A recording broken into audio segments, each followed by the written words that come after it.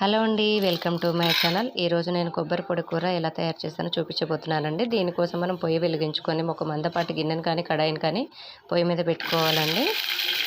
దీంట్లో ఒక table spoon oil వేసుకోవాలండి. నూనె వేడకగానే ఒక టేబుల్ స్పూన్ పచ్చిశనగపప్పు, అలాగే ఒక టేబుల్ స్పూన్ మినపగుళ్ళు వేసుకొని దోరగా వేయించుకోవాలి. దీంట్లో ఒక టేబుల్ స్పూన్ తాళ్ళపు గింజలు, అలాగే మరొక టేబుల్ స్పూను జీలకర్ర వేసి వేగగానే ఒక 5-6 పచ్చిమిర్చిని ముక్కలుగా చేసి వేసుకోవాలండి. పచ్చిమిర్చి బాగా వేగాలండి, పచ్చివాసన పోయే వరకు. ఇవి వేగిన తర్వాత మనం ఒక 5-6 వెల్లుల్లి రెబ్బల్ని దంచి వేసుకోవాలండి.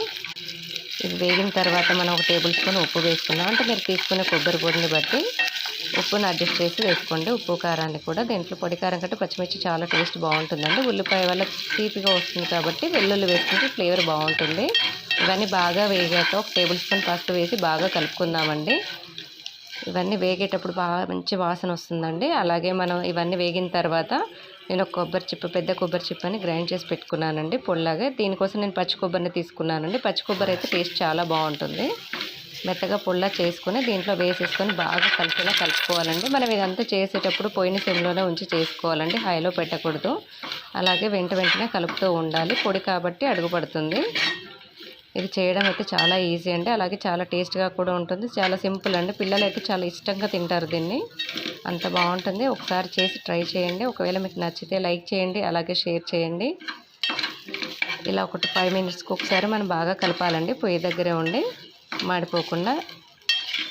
ఒక 10 మినిట్స్లో అయిపోతుందండి. పొడి బాగా పొడిగా అవ్వాలి. అలాగే పచ్చివాసన లేకుండా కొంచెం ఫ్లేవర్ అనేది వస్తుంది, అది మీకు అర్థమవుతుంది.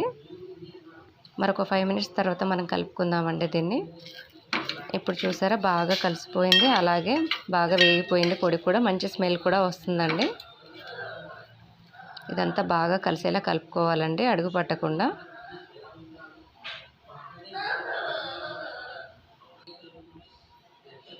అంతే అండి, కొబ్బరి పొడి కూడా రెడీ. దీన్ని మనం సర్వ్ చేసుకుంటే సరిపోతుంది. వేడి అన్నంలోకి ఇలా తినేసి చాలా బాగుంటుందండి. దీన్ని అందరూ ఇష్టపడతారు. అంతే సులభంగా కూడా చేసుకోవచ్చండి. ఎంత తక్కువ టైంలో అయితే అంత తక్కువ టైంలో అయిపోతుందండి.